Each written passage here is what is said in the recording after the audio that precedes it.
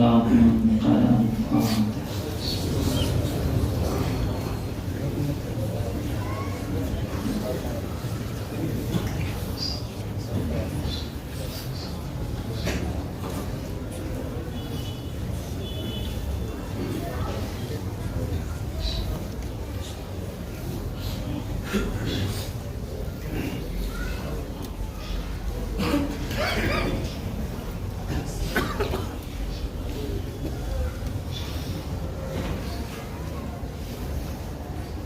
لا حول ولا قوة إلا بالله العلي العظيم.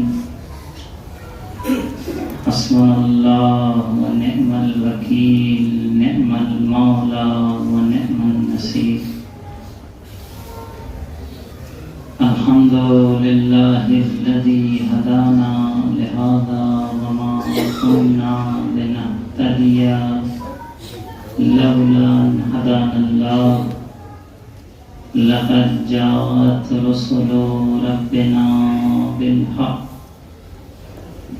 ثم الصلاة والسلام على أشرف الأنبياء والمرسلين، خاتم النبيين، محبوب رب المشرقين والمغربين، جد الحسن والحسين أبي القاسم محمد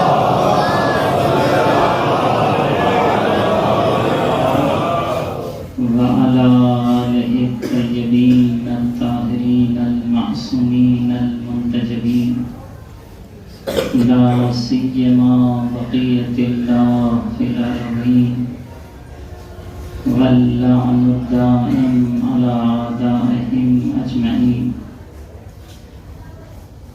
أما بعد، فقد قال الله الحكيم في القرآن المجيد: بسم الله الرحمن الرحيم.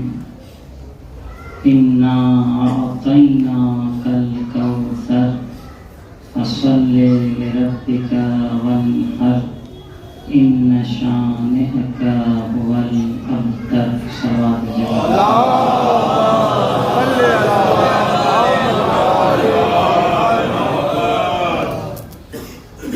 قبلہ عباس صاحب نے ایک مکمل بیان فضائل اور مسائل آپ کے سامنے پیش کیا، لیکن فضائل اہل بیت کی ایک خاصیت ہے، وہ یہ ہے کہ کتنا بھی تکرار کیا جائے وہ پرانا نہیں ہوتا۔ فضائل اہل بیت، اور اس کا ریزن بھی ہے، یہ تو ہم مجلسوں میں سنتے رہتے ہیں کہ فضائل اہل بیت پرانا نہیں ہوتا۔ کیوں پرانا نہیں ہوتا؟ کوئی وجہ تو ہوگی،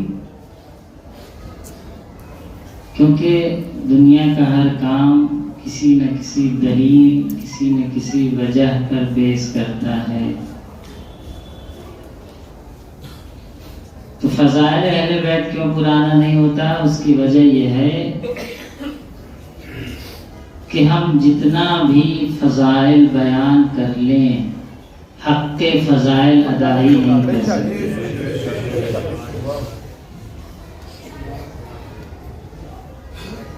جناب سیدہ اور ان کی عظمت، اور یہ کمیٹی جو خادمان حضرت زہرا کے نام سے کمیٹی کا نام ہے، یہ بہت بڑا شرف ہے کہ ہم سیدہ کے لیے کچھ خدمت کر سکیں اور آپ کے خادم بن سکیں۔ اگر وہ ہمیں اپنی خدمت میں قبول کر لیں تو یہ ہمارے لیے باعث فخر ہے۔ جناب سیدہ نے ایک بہت ہی عظیم پیغام بعد رسالت دنیا کو دیا ہے، اور وہ پیغام یہ ہے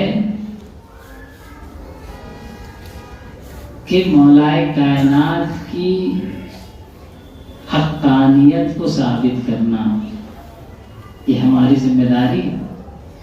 ہم میں سے ہر ایک جہاں بھی ہے کوشش یہ کرے کہ جس طریقے سے ممکن ہے احقاق حق کرے۔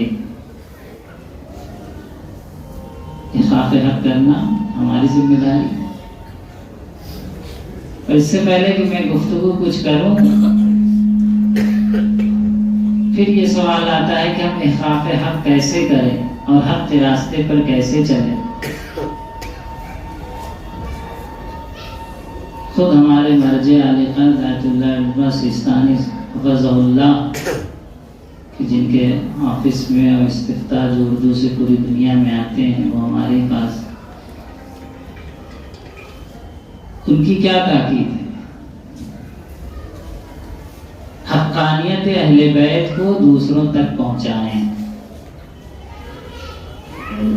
حق پرست وہ نہیں ہے کہ جو حق کو جان کر اس پر عمل کر لے، حق پرست وہ ہے جو حق کو جان کر دوسروں تک پہنچائے۔ حق کو جان کر حق پر عمل کر لینا آسان ہے، حق کو جان کر حق کہنا مشکل ہوتا ہے۔ حق کو جان کر حق کہنا مشکل ہوتا ہے۔ فاطمہ نے حق کو جان کر صرف حق پر عمل نہیں کیا ہے، بلکہ حق کو جان کر حق کو حق کہا ہے، اور اس راہ میں شہزادی کو اتنی مشکلات اٹھانی پڑی۔ تو ہم میں سے ہر ایک جو بھی مختصر سا کام اگر شہزادی کے لیے کر سکتے ہیں تو ہمارے لیے وہ ذخیرہ آخرت ہوگا۔ شہزادی کی ایک خوبصورت سی حدیث آپ کے سامنے پیش کریں کہ آپ نے اس مختصر سی حدیث میں ایک بہت ہی وسیع معنی کو، بہت ہی عمیق معنی کو بیان کر دیا۔ کیا حدیث ہے کہ من اسعد الی اللہ خالص عبادتہ، جو اللہ کی طرف اپنی خالص عبادت کو بھیجے گا۔ کیا بھیجے گا؟ خالص عبادت کو بھیجے گا۔ اس حدیث کو پیغام سمجھیے، کیونکہ پیغام بھی دیں تو ہم اقوال معصوم سے اگر پیغام ہو تو اس کی بات ہی کچھ اور ہوتی ہے۔ بے شک بے شک، کہ جو شخص اپنی عبادت کو خالص کرے، خالص عبادت کو کہاں بھیجے؟ اللہ کی طرف۔ من اسعد الی اللہ، صعود یعنی کسی چیز کو بلندی پر بھیجنے کو کہا جاتا ہے۔ جو اللہ کی طرف اپنی خالص عبادت کو بھیجے گا،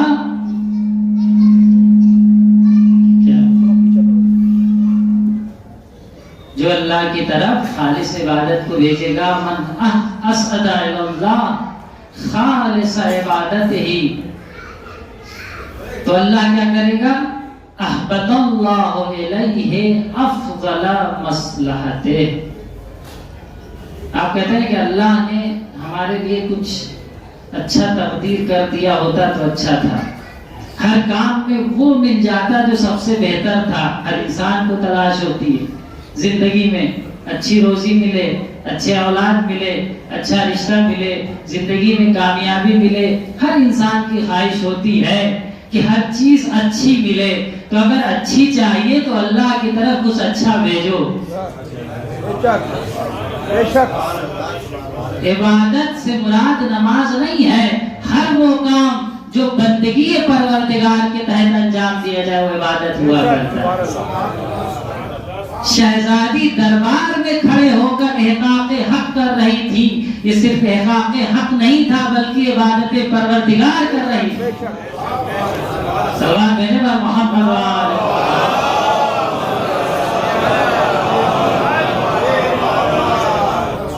من اسعد الی اللہ خالص عبادتہ۔ عمل کی کثرت نہیں چاہیے، پہاڑ لے کر آئیے لیکن اس کے اندر کوالٹی نہ ہو، نہیں چاہیے۔ تھوڑا ہو لیکن اس کے اندر کیا ہو؟ خلوص ہو۔ خالص یعنی کیا؟ خلوص۔ خالص یعنی خلوص۔ تھوڑا ہو، خلوص اگر ہو تو خدا آپ کی بہترین مصلحت کو آپ کے لیے نازل کرے گا۔ کیوں؟ کیونکہ اگر ہمارے عمل میں خلوص آ جائے تو بہت سی ہماری مشکلات، ہماری سماجی مشکلات، ہمارے معاشرے کی مشکلات، ہمارے دینی پروگرام میں جو مشکلات پیش آتی ہیں، یہ انجمن، وہ انجمن، یہ گروہ، وہ گروہ، کیونکہ خالص نہیں ہے۔ اگر ہم جان لیں کہ ہم سب مقصد سیدہ پر چلنے والے ہیں تو اختلاف کی گنجائش نہیں۔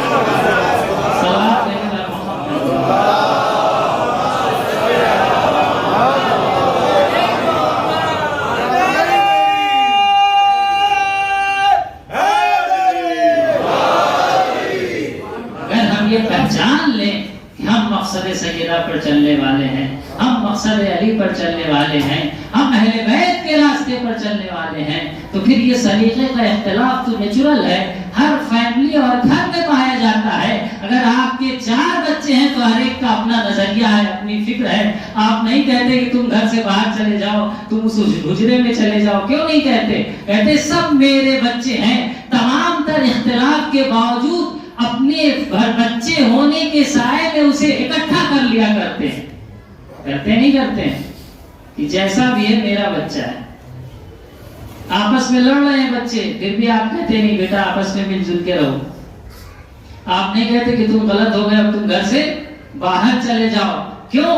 کیونکہ پیدری کا سایہ پایا جاتا ہے، ایک ایسا سایہ جو بچوں کے اختلاف کو ختم کر کے سب کو سمیٹ لیتا ہے۔ تو ہم بھی تو اہل بیت کے سائے میں زندگی گزار رہے ہیں، ہم بھی تو محبت اہل بیت کے سائے میں زندگی گزار رہے ہیں۔ تو جب اتنا بہترین سایہ پایا جائے تو اختلاف کا تصور نہیں پایا جائے۔ صلوات کرنے پر محمد۔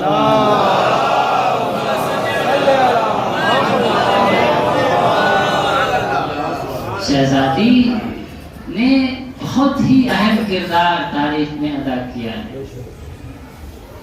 ایسے ہی نہیں ہے کہ امام وقت کا امام معصوم کہہ رہا ہے، شہزادی بھی معصوم ہے، امام بھی معصوم ہے، لیکن امام کیا فرما رہے ہیں؟ نحنو حجت اللہ علیکم، ہم یعنی ہم اہل بیت آپ کے لیے کیا ہے؟ حجت ہیں۔ نحنو حجت اللہ علیکم وجدتنا فاطمہ حجت علینا، ہم آپ کے اوپر حجت ہیں اور ہماری دادی فاطمہ ہمارے اوپر حجت ہے۔ اب اگر آپ کو اس حدیث کو سمجھنا ہے تو پھر حدیث قدسی کا سہارا لینا ہوگا۔ تبھی تو حدیث قدسی میں کہا جا رہا ہے کہ لولا فاطمہ لما خلقتکما، اگر فاطمہ کو خلق کرنا نہ مقصود ہوتا تو علی کو بھی خلق نہ کرتے، رسول کو بھی خلق نہ کرتے۔ سلام میرے پر محمد۔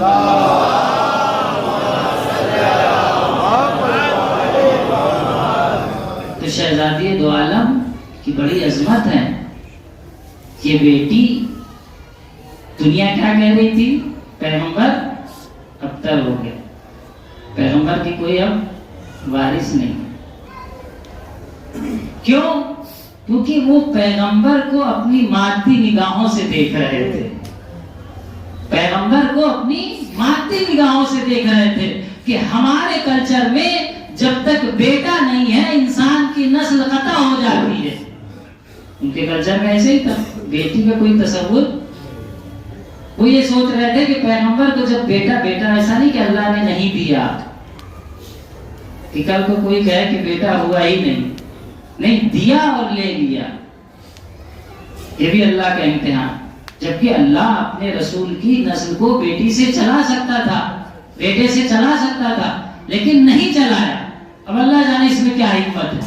حکمت ایک حد تک واضح بھی ہے۔ واضح یہ ہے کہ جس کلچر میں، جس تہذیب میں یہ کہا جا رہا تھا کہ بیٹیاں ہمارے لیے ننگ ہیں، اور جو چاہتا ہوں جس تہذیب اور جس کلچر میں، جس معاشرے میں یہ کہا جا رہا تھا کہ بیٹیاں ہمارے لیے ننگ ہیں، اگر بیٹی پیدا ہو جائے تو ہمارا مقام بڑھتا نہیں گھٹ جاتا ہے، اللہ اپنے حبیب کی نسل کو بیٹی سے چلا کر بتا رہا ہے کہ بیٹی کی عظمت کیا ہوتی ہے، بیٹی کا مقام کیا ہوتا ہے۔ صلوات علی محمد۔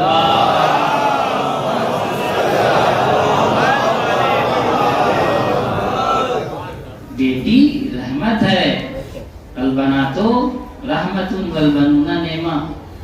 حدیث ہے پیغمبر گرامی اسلام کی کہ بیٹیاں ہمارے لیے کیا ہے؟ رحمت ہے، اور بیٹے کیا ہیں؟ نعمت ہے. نعمت کے بارے میں کیا ہوگا؟ نعمت کے بارے میں سوال کیا جائے گا، پوچھا جائے گا کہ جو نعمت دی تو کہاں خرچ کیا، کیسے استعمال کیا. وہاں جواب دینا ہوگا. یہ نہ سوچیے کہ نعمت مل گئی تو ہم نے تو حلال طریقے سے خرچ کیا. ٹھیک ہے، حلال طریقے سے خرچ کیا ہوگا. پیسہ نعمت، اولاد نعمت، حلال طریقے سے خرچ کیا ہو تب بھی تو حساب تو دینا ہوگا. بغیر حساب کے تو نہیں جا سکتے. لیکن بیٹی وہ ہے جو اللہ نے رحمت بنا کر بھیجا، اور رحمت کے بارے میں سوال نہیں ہوتا ہے. اب آپ سوچئے کہ وہ رسول جس کی عظمت کو دنیا دیکھ رہی ہے، کہ دنیا میں اگر کوئی مخلوق اللہ کے بعد افضل ترین مخلوق قرار پا سکتی ہے تو وہ ذات احمد مجتبی محمد مصطفیٰ صلی اللہ علیہ وسلم کی ذات ہے. آپ کی ذات دنیا کی افضل ترین مخلوق میں سے. بس یہی ہے کہ خالق نہیں ہے. نہیں، وہ پیغمبر جو اتنی عظمتوں کا حامل ہے، جس کو اللہ نے پہلی مخلوق کے طور پر خلق کیا. حدیث قدسی آپ کی ذہنوں میں ہوگی کہ کنت کنزا مخفیہ فاحببت انور فخلقت الخلق. میں چھپا ہوا خزانہ تھا، جب میں نے چاہا کہ اپنے کو پہچانواؤں تو میں نے ایک مخلوق کو خلق کیا. تو وہ مخلوق جس کو اللہ نے اپنی ذات کی شناخت کا ذریعہ بنایا، وہ مخلوق جس کو اللہ نے اپنی ذات کی شناخت کا ذریعہ بنایا اور عالمین کے لیے رحمت بنا کر بھیجا. عالمین کے لیے رحمت بنا کر بھیجا پیغمبر گرامی اسلام کی ذات. پیغمبر کس کے لیے رحمت ہے؟ اچھا، عالمین ہے کیا؟ ابھی تو عالمین کلمے بحث ہونے رہے گی تو وقت نہیں ہے. ہمارے منتظر صاحب نے کہا ہے کہ بس آدھے گھنٹے فضائل پڑھنے. عالمین، عالم، یہ دنیا ایک عالم ہے. دنیا ایک عالم ہے. یہ پوری دنیا تو اتنی بڑی ہے جس میں 8 ارب سے زیادہ آبادی، 8 ارب ابھی دنیا کی آبادی کراس کر چکی دسمبر کی لسٹ میں. یہ دنیا ایک عالم ہے. اللہ نے رسول اللہ کو عالمین کے لیے رحمت بنایا ہے. اور اشارہ کرتے چلے، وقت نہیں لیکن بہت پوائنٹ کی بات ہے کہ ہم خود جو اس دنیا میں آئے ہیں عوالم کا سفر کرتے ہوئے آئے ہیں. ہم جو خود اس دنیا میں آئے ہیں عوالم کا سفر کرتے ہوئے آئے ہیں. کہیں گے مولانا کون سا عالم؟ عالم ارواح، عالم الست، جہاں اللہ سے نے ربوبیت کا اقرار لیا تھا جب ہم روحوں کی شکل میں تھے. عالم اسلاف، باپ کی صلبوں کا عالم، وہ سب شعور رکھتا ہے. اگر شعور نہ رکھتا تو خدا نہ کہتا یسبح للہ ما فی السماوات و ما فی الارض. صلوات میرے پر محمد وآلہ. بہت نکات کی باتیں جو وقت نہیں ہے، سب خمسے وچھلے والی باتیں، لیکن پوائنٹ اشارہ کرتے چلے. ہم عوالم کا سفر کرتے ہوئے آ رہے ہیں. عالم اسلاف، عالم ارحام، ماؤں کے رحموں کا عالم، عالم دنیا، عالم برزخ، لفظ سنتے رہتے ہیں، عالم قیامت. تو رسول ان تمام عوالم کے لیے رحمت بن کر آئے. اس میں جتنی مخلوقات ہیں سب کے لیے رسول رحمت بن کر آئے. چاہے وہ انسان ہو، چاہے وہ جنات ہو، چاہے وہ فرشتے ہوں، یعنی ما سوی اللہ، کائنات عالم میں جو کچھ بھی ہے رسول سب کے لیے رحمت بن کر آئے. اور جو رسول کے لیے رحمت بن کر آیا اسے فاطمہ کہتے ہیں. سبحان اللہ، سبحان اللہ. جمال محمد، کمال علی، عظمت فاطمہ زہرا پر بآواز بلند سلوات.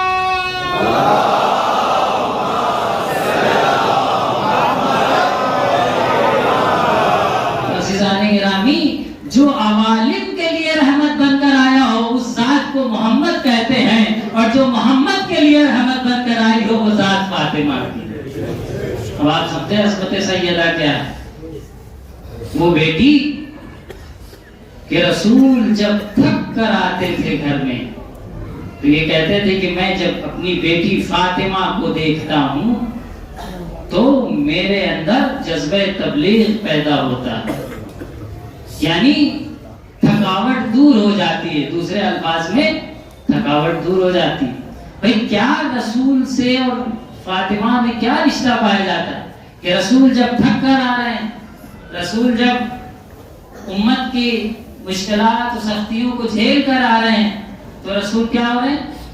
کہہ رہے ہیں کہ میں جب فاطمہ کو دیکھتا ہوں تو میری تھکاوٹ دور ہو جاتی ہے۔ کیوں رسول یہ جملہ کیوں کہہ رہے ہیں فاطمہ کے لیے؟ کیونکہ رسول کو پتا ہے کہ اگر کوئی مقصد رسالت کو آگے بڑھا سکتا ہے تو وہ فاطمہ اور فاطمہ کی نسل ہو، یعنی مقصد رسالت فاطمہ کی شکل میں بڑھتا ہوا نظر آ رہا ہے، تب یہ رسول جملہ فرمایا۔ تو ایک ایسی بیٹی اللہ نے رسول کو دی، وہ بیٹی کی جس کو دینے کے بعد اللہ کیا کہہ رہا ہے کہ میرے رسول ہم نے تم کو عطا کیا ہے۔ انسان کب کہتا ہے کہ ہم نے تمہیں یہ دیا ہے؟ آپ کسی کو ایک گلاس پانی پلانے کے بعد کہتے ہیں کہ ہم نے تمہیں ایک گلاس پانی پلایا؟ توجہ چاہتا ہوں، ایک گلاس پانی پلانے کے بعد آپ کہتے ہیں کہ ہم نے تمہیں ایک گلاس پانی پلایا؟ ایک وقت کھانا دعوت کر دینے کے بعد آپ کہتے ہیں کہ ہم نے تمہیں ایک وقت کا کھانا کھلایا؟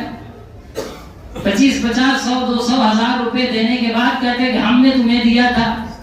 کب کہیں گے؟ اگر کوئی شخص اس کی بچی کی شادی نہیں ہو رہی، مالی حالات سے کمزور ہے، آپ نے ایک اچھی خاصی مدد کی، بچی کی شادی ہو گئی، تو اب اگر کوئی موقع ہے تو آپ کہہ سکتے تھے کہ بھائی ہم نے آپ کی ہیلپ کی تھی۔ کیوں؟ کیونکہ اتنا بڑا کام آپ نے کیا ہے کہ اس کے سر کی مشکل کیا ہو گئی؟ دور ہو گئی۔ تو کوئی معمولی چیز کے لیے نہیں کہا جاتا کہ ہم نے عطا کیا ہے، اللہ اپنے رسول سے کہہ رہا ہے ہم نے تمہیں کوثر عطا کیا ہے۔ سوال بھیجو محمد والا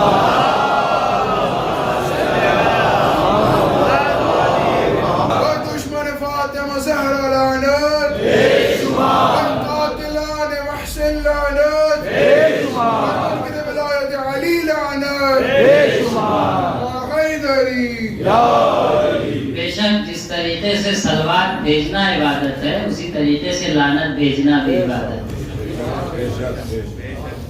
کیوں؟ مولانا کہاں سے کہہ رہے ہیں؟ بھئی ہم اگر عالم ہو کے اپنی طرف سے گفتگو کریں تو یہ ہنر نہیں ہے۔ عالم کی پہچان یہ ہے کہ اس کی ہر بات میں قول معصوم کا پس منظر پایا جاتا ہو۔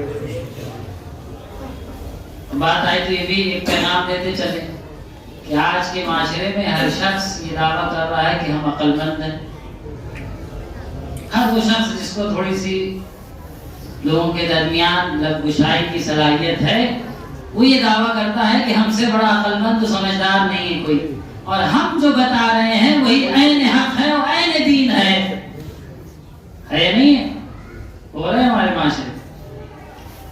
جس کے پاس اگر شعور تھوڑا ہے تو اس شعور کو محور قرار دیتا ہے کہ مجھ سے بڑا باشعور نہیں، جتنے بھی پڑھ کے آ جائیں وہ سب میرے ماتحت ہی رہیں گے، کیونکہ میرا شعور اتنے اوپر چلا گیا ہے کہ علم عالم کا علم بے کفایت ہے اس طرح سے دعویٰ کرنے والا۔ خیر یہ سب ہے، اس میں کوئی اختلاف نہیں ہے اور رہے گا اور تھا، اس میں کوئی مسئلہ نہیں۔ مسئلہ یہ ہے کہ مومنین کی کیا ذمہ داری ہے؟ اس پیغام کو یاد رکھیں، مومنین کی کیا ذمہ داری کہ جب ہر شخص اپنے نظریے کو صحیح ہونے کا دعویٰ کر رہا ہے، ہر شخص یہ کہہ رہا ہے کہ ہم سے بڑا عاقل و سمجھدار نہیں، ہم سے بڑا دین فاہم نہیں، ہم سے بڑا باشعور نہیں، ہم نے جو کہہ دیا وہی حکم خدا ہے، وہی حکم رسول ہے، وہی حکم اہل بیت ہے، تو مومنین کی کیا ذمہ داری ہے کہ جب ان عقلاء کے درمیان اختلاف ہونے لگے جو یہ عقل مندی کے دعوے کر رہے ہیں، تو مومنین کی پھر کیا ذمہ داری ہے؟ تو مومنین کی ذمہ داری بھی ہم حدیث پیغمبر اور حدیث اہل بیت سے سمجھنے کی کوشش کریں کہ اہل بیت نے کیا کہا ہے۔ اہل بیت نے کہا ہے کہ جو عالم اپنے علم پر عمل کرتا ہوا نظر آ جائے اس کی پیروی کر لینا، جو اپنے علم پر عمل اس کی پیروی نہ کر لے. سلام میرے پر محمد.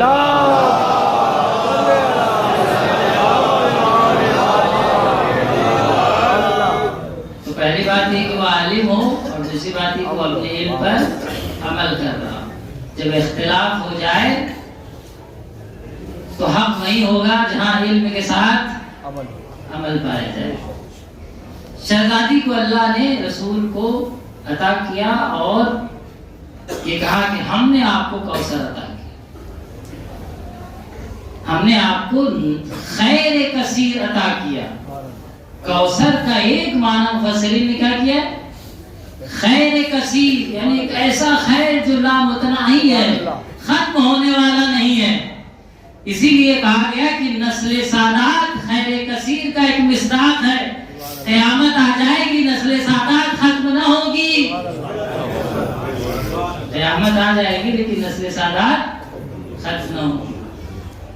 تو یہ خیر کثیر جس طریقے سے اللہ نے رسول کو دیا، اسی طریقے سے جناب خدیجہ کو بھی تو عطا کیا ہے.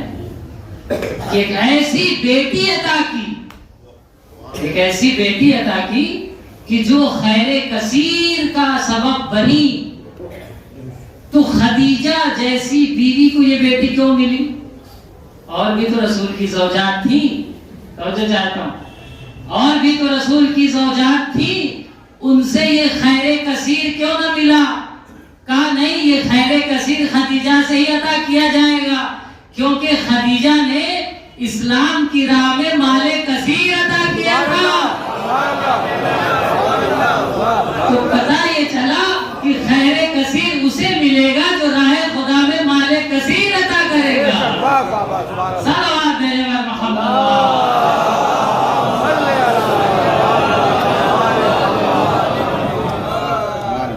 ایک اور بلند آواز سے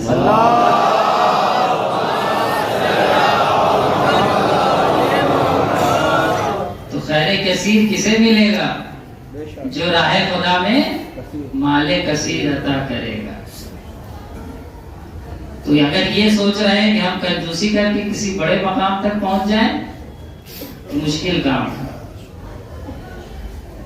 تو اللہ نے اپنے رسول کو بیٹی دی اور یہ کہا کہ ہم نے آپ کو کوثر عطا کیا ہے، نماز پڑھیے. اس کا مطلب کوئی معمولی نعمت نہیں ہے. صرف شکرانہ ادا نہ کریے، نماز پڑھیے. چلیے نماز پڑھ لیا کافی ہے، نہیں، قربانی بھی کریے.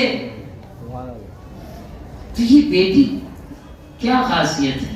کیونکہ رسول کے بعد اگر کسی نے، کیوں شہزادی کی اتنی عظمت ہے؟ کیونکہ رسول کے بعد اگر کسی نے مقصد رسالت کو آگے بڑھایا ہے تو وہ کون تھی؟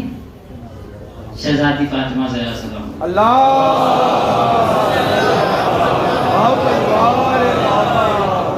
اگر فاطمہ نہ ہوتی تو فاطمہ کی نسل سے 11 امام کیسے ہوتے ہیں؟ مقصد رسالت تو کس نے آگے بڑھایا ہے؟ فاطمہ، اور نسل فاطمہ نے آگے بڑھایا ہے. اس لیے اس بیٹی کی اتنی اللہ نے عظمت قرار دیا ہے. اب یہی بیٹی جو کہ بیٹی ہے، جب ایک زوجہ کی شکل میں قرار پائیں تب بھی آپ کا کردار ایک نمایاں حیثیت رکھتا ہے. وقت نہیں ہے بھائی، ہر باپ کو یہ خواہش ہوتی ہے کہ اس کی بیٹی کا اچھے سے اچھا رشتہ مل جائے. ہوتی ہے نہیں ہوتی؟ ہر باپ کی خواہش ہوتی ہے کہ بیٹی کا ایک ایسا مناسب، بہتر، ہر طریقے کا، سلیقے کا، اخلاق کا، کمانے کا، جانے ہر چیز میں قائد کا لڑکا مل جائے. یہ ہر باپ کی خواہش ہوتی ہے. ملے یا نہ ملے وہ الگ مسئلہ، یہ خواہش ہوتی ہے. اور ایک بیٹی، ایک گھر کی بچی اسی وقت دوسری فیملی میں جا کے ایڈجسٹ ہو پاتی ہے جب سامنے والی فیملی بھی اسی معیار کی ہو. ایک پڑھے لکھے گھر کی لڑکی اگر ایک جاہل سماج میں چلی جائے پہچان ہوگی نہیں ہوگی؟ ایک مالدار کی لڑکی ایک غریب گھر میں چلی جائے ہوگی نہیں ہوگی پریشان؟ کہنے مقصد ہے کہ ہر شخص کو یہ فکر ہوتی ہے کہ ایک ایسا رشتہ مل جائے جو ہر لحاظ سے تناسب رکھتا ہو. تو کیا رسول کو خیال نہ ہوگا؟ اور اس کا رشتہ جس کا عقد آسمان پر پڑھا گیا ہو، کیا اس کو خیال نہ ہوگا؟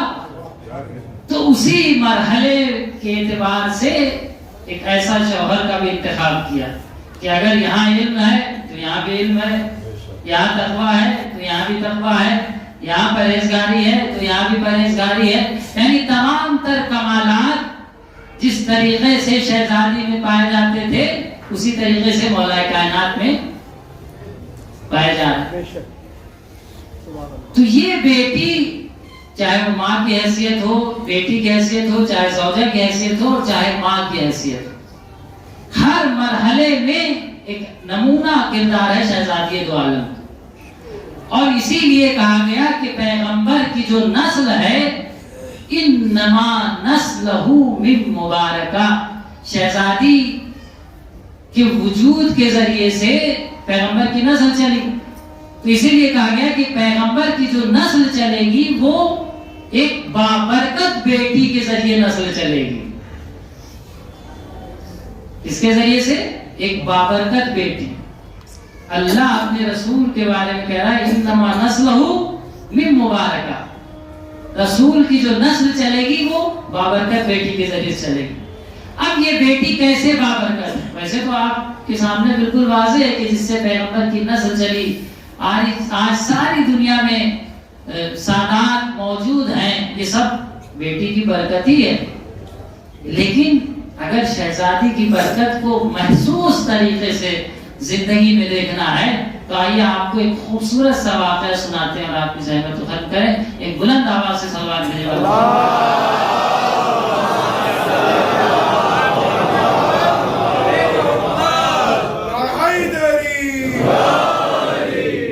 انما نسلہ من مبارکہ، فاطمہ کے ذریعے سے پیغمبر کی نسل ایک مبارک بیٹی کے ذریعے سے چلنے والی. کیسی بابرکت بیٹی ہے شہزادی؟ ایک شخص مسجد نبوی میں داخل ہوتا ہے، کہتا ہے میں بھوکا ہوں، میرے پاس لباس نہیں ہے، کچھ پیسے چاہیے. رسول اللہ نے کہا اس در پہ چلو. اللہ، رسول بھی جب کہیں بھیجتے ہیں تو فاطمہ کے در پر بھیجتے ہیں، کیونکہ پتا ہے کہ فاطمہ کا وہ در ہے کہ جو اس در پہ جائے گا واپس نہیں پلٹے گا، خالی ہاتھ واپس نہیں جائے گا. رسول کو بھی پتا ہے کہ اس در پہ چلے جاؤ شاید وہاں کچھ مل جائے، یہاں تو کچھ نہیں. دروازہ کھٹکھٹایا، کون؟ سائل ہوں، غلام ہوں. شہزادی نے جو تاریخ میں ہے کہ بھیڑ کی کھال کا ایک فرش تھا، ایک غالیچہ تھا، اس کو لا کے دیکھا، اس سے میری ضرورت پوری نہیں ہو. سائل بھی اسی انداز کا تھا. اب کچھ نہیں تو ایک ہار کسی کو شہزادی نے دیا تھا. ایک ہار، آپ دیکھیے کہ جب انسان بابرکت ہوتا ہے، زندگی بابرکت ہوتی ہے، تو وہی عمل جو 100 دن میں طے ہونا ہوتا ہے کبھی کبھی 2 دن 5 دن میں طے ہو جاتا ہے، انجام پا جاتا ہے. اور جب برکت نہیں ہوتی تو 100 دن کا کام سالوں لگ جاتے ہیں. ہوتا ہے نہیں ہوتا ہے؟ اس لیے اللہ سے برکت کو مانگیے، اپنی زندگی میں برکت ضرور مطالبہ کریں کہ خدا ہماری زندگی میں برکت عطا کرے. شہزادی کے صدقے میں، شہزادی کی شہادت کے ایام ہیں. پروردگار تجھے واسطہ ہے تیری بابرکت کنیز فاطمہ کا کہ ہم سب کی زندگی میں برکت عطا فرما. شہزادی نے کہا کہ نہیں چاہیے تو ہار لے آئے. ہار عطا کیا، ہار لیا، لے کے جانے لگا. ادھر سے جناب عمار آ رہے تھے، غلام انہیں کا تھا. کہا کہاں گئے تھے؟ کہا کچھ نہیں، ضرورت تھی ایسے ہی. غلام کو تو جانتے ہیں، غلام غلام ہی ہوتا ہے. کہا گئے تھے کچھ ایسے. کہا کچھ ملا؟ کہا ہار ملا. کیا چاہیے تمہیں؟ لباس چاہیے، کھانا چاہیے، پیسے چاہیے. کہا لو میں سب تمہیں دے رہا ہوں. اور اب تو تمہیں یہ سب دے دیا، اب یہ ہار ہمیں دو نہ، بلکہ ہار اپنے ہاتھ ہی میں رکھو، تم خود چلے جاؤ رسول اللہ کی خدمت میں. اور جا کے کہو کہ میں نے بھیجا ہے یہ ہار بھی اور پلس یہ غلام بھی آپ ہی کو عطا کر دیا. غلام آیا رسول کرام اسلام کی خدمت میں. اس نے کہا کہ مجھے بھیجا گیا ہے آپ کی خدمت میں حاضر ہوں. رسول اللہ نے کہا تم میری خدمت میں کیا کر رہے ہو؟ جہاں سے سب کچھ ملا ہے وہیں چلے جاؤ. کہاں جاؤ؟ میں نے تمہیں فاطمہ کو عطا کر دیا. غلام نے ہار لیا. شہزادی کے دروازے پہ آیا, دروازہ کھٹکھٹایا, کہیے آپ ہار واپس لے لیجئے اور میں بھی آپ کا غلام ہوں. میں بھی آپ کا غلام بن گیا ہوں کیونکہ مجھے میرے آقا نے آزاد کر دیا اور آپ کی ملکیت میں دے دیا. شہزادی نے ہار تو لے لیا. اس کے بعد غلام سے کہا کہ جاؤ میں نے تمہیں آزاد کر دیا, راہ خدا میں آزاد کر دیا. تو غلام آزاد تو ہو گیا, ہار واپس بھی آ گیا, مسکرانے لگا. پوچھا کیوں مسکرا رہے ہو؟ کہا کیوں مسکرا رہے ہو؟ کہا مسکرا رہا ہوں مجھے تعجب ہے اس ہار کی برکت پر. ایک بھوکے کو کھانا کھلایا, ایک بے لباس کو لباس پہنایا, بے پیسے کو پیسہ عطا کیا اور دوبارہ اپنے مالک کی طرف پلٹ آیا. یہ واقعہ پڑھ کے میں یہ کہتا ہوں کہ جب شہزادی کا ہار اتنا بابرکت ہے تو شہزادی کی ذات کتنی بابرکت ہوگی. صلوات میرے پر محمد.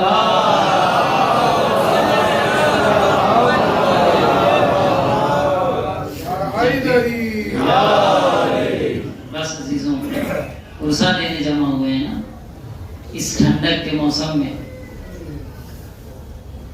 یہ محبت اہل بیت بہت عظیم نعمت ہے.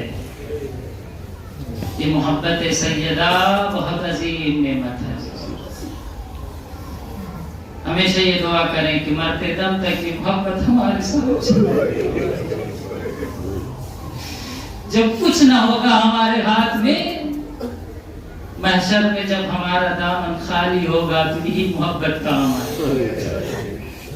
وَلَسَوْفَ يُؤْتِيكَ رَبُّكَ فَتَرْضَىٰ, اتنا عطا کرے گا.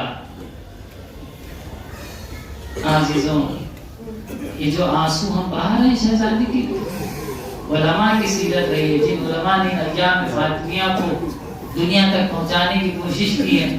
آج کتنی انہی مجلسوں کی خیر و برکت انہیں نصیب ہو رہی. آیت اللہ تبریزی, جواد تبریزی, آیت اللہ وحید خراسانی حضرات جو موجود ہیں, خود آیت اللہ جواد تبریزی نے ایک رومال رکھے ہوئے تھے ایام فاطمیہ میں اور عاشور میں. جب آپ روتے تھے تو اس رومال سے اپنے آنسو کو خشک کرتے اور وصیت کر کے گئے تھے. ان کے بیٹے موجود ابھی بھی وصیت کر کے گئے تھے جب مر جاؤں تو یہ رومال میرے ساتھ میرے نام رکھ دینا تاکہ میں پیش کر سکوں کہ وہ رومال ہے جس نے میرے آپ پہ اجرکم اللہ, اجرکم اللہ. عزیزوں, کیا نہیں گزرا رسول کی بیٹی پر کہ مسائل پڑھنا پڑا. بابا صبت علیہ مسائل اللہ. بس عزیزوں, تقریباً 20 دن سے آپ مسلسل پرسہ لے رہے ہیں. شہزادی ہماری عزاداری کو قبول کریں, ہمارے اس کرسے کو قبول کریں. بیوی کو مسائل پڑھنا پڑ رہا ہے. رسول ایک امانت چھوڑ کے جا رہے ہیں, ایک بیٹی چھوڑ کے جا رہے ہیں. ہاتھوں ہاتھ لینا چاہیے تھا, ہمارے رسول کی نشانی ہے, لیکن یہی اجر رسالت دیا تھا رسول کے بعد کہ فاطمہ کے پہلو شکستہ تھے, مرثیہ پڑھتی تھی. بابا مرنے کے بعد وہ مسائل ڈھائے گئے کہ اگر روزے روشن پر پڑھتے تو اندھیری رات میں تبدیل ہوتا. بابا مجھے جلدی بلا لیجئے, بابا میں آپ کے پاس آ گیا. اتنا گریا کہ بیت الحزن تعمیر کرنا پڑ گیا. ہاں عزیزوں, شہزادی کے فضائل اور شرف اور حقانیت دنیا تک پہنچنی چاہیے. کم ظلم نہیں ہوا سیدہ, اسی لیے مہاراجے ہمارے کہتے ہیں کہ فاطمیہ اسی طریقے سے برپا ہونا چاہیے جس طریقے سے معشوق ہے.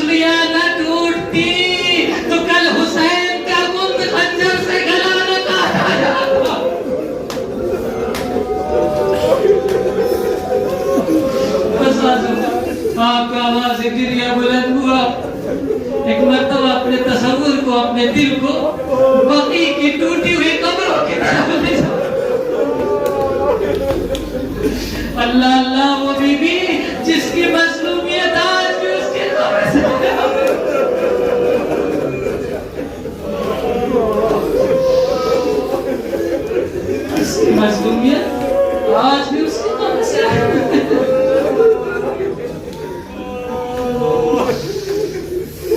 मुसाफिर मदीने में दाखिल होता है, खबर मिली थी कि रसूल की वफात हो चुकी।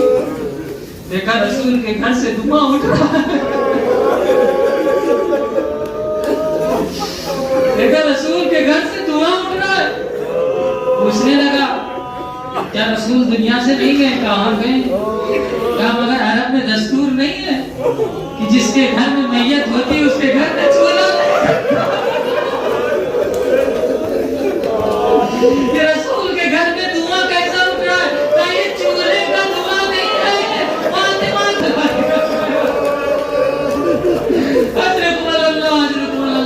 खुदा इन आवाज़ों पर रहमत नाज़िल करे। शहज़ादी की तवज्जो इन आवाज़ों, शहज़ादी हमारी इस मजलिस को कबूल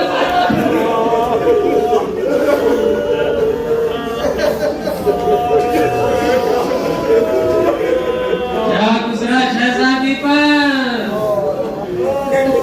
आलिम रब्बानी आयतुल्लाह कहते हैं लस्तु अदरी खबर अल-मिस्मारी क्योंकि जब दरवाजा गिराया गया ना, आज का दरवाजा नहीं था, उस दौर में दरवाजे में जब कीलें लगती थी तो कीलें दूसरी तरफ से जाहिर लगती थी, दिखती थी। शहजादी पर जब दरवाजा गिराया गया तो वो कीलें शहजादी के सीने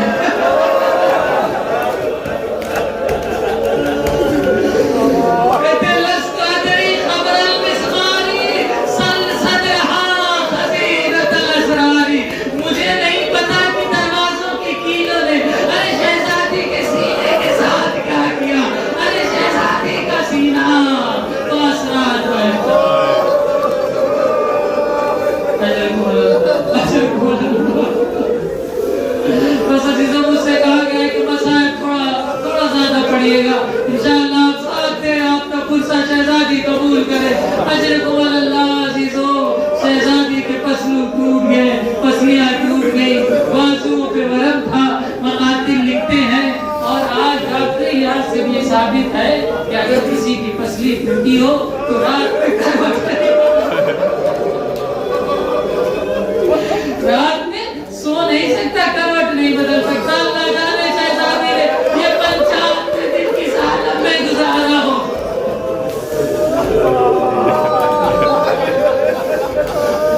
लेकिन शहज़ादी ये सब क्यों कर रही है? मसाइब है लेकिन लम्हे फिक्रिया दे रहा हूँ चीजों। शहज़ादी ये सब क्यों कर रही थी? अपने शौहर के दिफा में ना अली को लेने आए थे ना शहज़ादी के घर में। कैसे एक बागैरत खातून बर्दाश्त कर सकती है कि उसके शौहर के गले में रस्सी बांध के ले जाए? इमामत से दिफा इससे बेहतर क्या हो सकता है? हाँ चीजों, तारीख मकाती लिखते हैं कि अली के गले में रस्सी डाली गई और भैंसते हुए लेके जा रहे थे। लेकिन शहज़ादी ने आखिरी मरहले तक छोड़ा नहीं। जब मौलाए कायनात को घर से बाहर लेके निकले तो एक मर्तबा शहज़ादी ने मौलाए कायनात की कमर में हाथ डाल दिया तो गुलामों ने तलवार की नियाम से मारना शुरू किया। शहज़ादी के बाजू नीले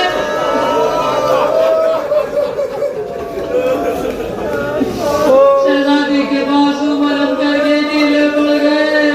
एक मर्तबा कहा अबुल हसन को छोड़ दो वरना मैं अपने सर के बाल बिखरा दूंगी। सलमान ने कहा शहज़ादी अरे बाबा की वसीयत है। कहा सलमान देखो मेरे शार को किस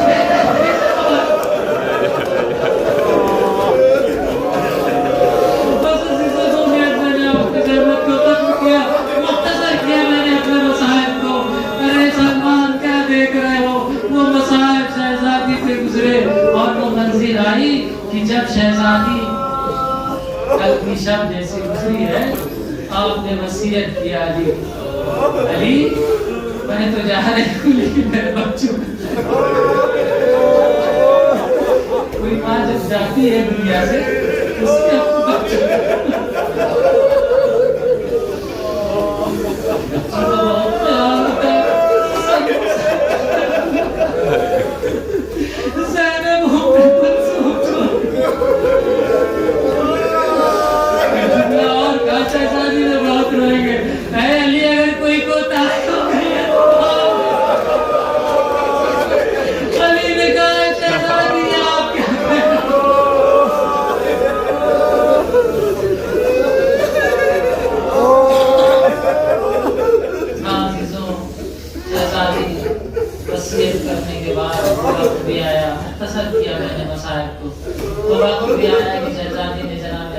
کہا اسما میں اپنے حجرہ عبادت میں جا رہی ہوں، جب تک تسبیح و تحلیل کی آواز آتی ہے تب تک سمجھنا کہ تمہاری شہزادی۔ اسما نے کچھ دیر بعد حجرے کی طرف رخ کیا، آواز دی بی بی کہاں ہے، آواز دیجیے۔ جب کوئی آواز نہ آئی اسما سمجھ گئی کہ اب شہزادی دنیا میں نہ رہی، لیکن جاتے وقت بھی ماں کو بچوں کا اتنا خیال تھا کہ اسما کو وصیت کر کے گئی تھی حسن حسین گھر میں آئیں گے تو پہلے کھانا کھلا دینا۔ بچے گھر میں داخل ہوئے، اما اسما مادر گرامی کہاں ہے؟ کہا بچوں تم بھوکے ہوگے پہلے کھانا کھا لو۔ اما یہ آپ کیا کہہ رہی ہیں؟ کبھی آپ نے دیکھا ہم اپنی مادر گرامی کے بغیر حسن حسین حجرے میں آتے ہیں، ارے اما مسجد سے پھینکا، مسجد نبوی کی طرف دوڑے، اے بابا اما دنیا میں نہ رہی، اجرکم اللہ اجرکم اللہ۔ ایک مرتبہ علی مسجد سے گھر کی طرف دوڑے، مقاتل یہ لکھتے ہیں کہ علی چند مقامات پر بیٹھ گئے کیونکہ فاطمہ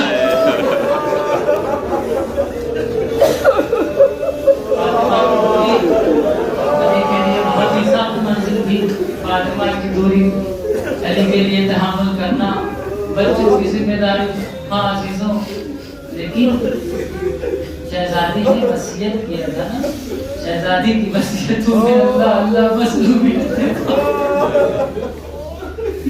کسی باعزت عالم کے گھر کی خاتون اگر دنیا سے جاتی ہے تو ہزاروں لوگ تشییع جنازے میں آ جاتے ہیں، فلاں مجتہد کی زوجہ تھی، فلاں عالم کی زوجہ تھی، فلاں باعزت باشرف انسان کی زوجہ تھی، اللہ سیدت النساء اے علی غسلنی ودفننی وکفننی فی اللیل، علی شب کی تاریکی میں غسل دینا، علی شب کی تاریکی میں کفن پہنانا، علی شب کی تاریکی میں مجھے دفن کر دینا۔ اللہ اکبر، وصیت فاطمہ پہ عمل کرنا تھا۔ مقاتل لکھتے ہیں کہ زیادہ سے زیادہ 6-7 لوگ تھے جو غسل خود مولا کائنات نے دیا، کیونکہ معصوم کو معصوم ہی غسل دے سکتا ہے، لیکن جس وقت غسل دیا جا رہا کم از کم بچے موجود ہوتے، بچوں کو دل کھول کے رونے محسوس کر لیجیے، بچوں کو دل کھول کے رونے کو دیا جاتا ہے، لیکن اللہ مظلومیت علی حسن حسین کو کہنے بچوں بلند آواز سے نہ رو، لوگوں کو پتہ چل جائے گا، آج تینوں کو ہاتھ میں دبا کے آواز میں بلند کر سکتے ہیں۔ جنازہ تیار ہوا، حسب دستور بچوں سے کہا جاتا ہے بچوں ماں سے رخصت ہو لو۔ حسن و زینب و ام کلثوم ماں سے رخصت ہوئے، لیکن ایک شہزادے تھے امام حسین، اللہ جانے کیا رابطہ تھا حسین بس 1 منٹ ختم کیا عزیزوں، آپ کا آواز دنیا بلند ہوا۔ امام حسین نے کہنے نہیں بابا جان، میں ایسے ماں سے رخصت کروں گا، مادر گرامی جب تک نہ بلائیں گے حسین رخصت کرے گا۔ ایک مرتبہ بندے کا پھن ٹوٹا، میرے حسین میری آغوش میں آ گیا، پھر حسین کی ماں سے ملاقات نہ ہوئی، ہاں ایک مقام پر ضرور ہوئی، جب حسین زخموں سے چور بڑے گھوڑے سے لڑکھڑاتے ہوئے کربلا کی زمین پر آئے، دکھیاری ماں نے اپنے بالوں سے مقتل کو صاف کیا، اپنی ماں کیا، میرے حسین میری ماں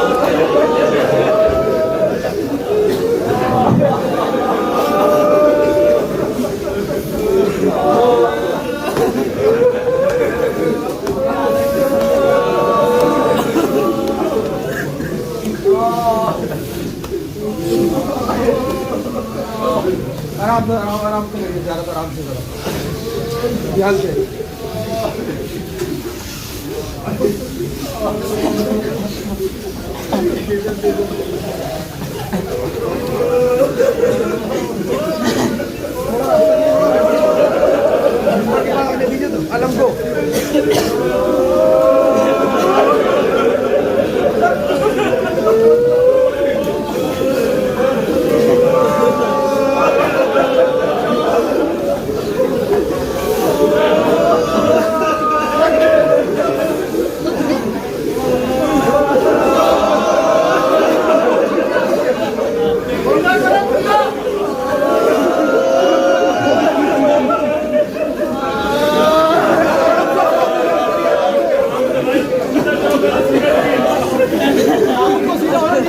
थोड़ा सा आराम से।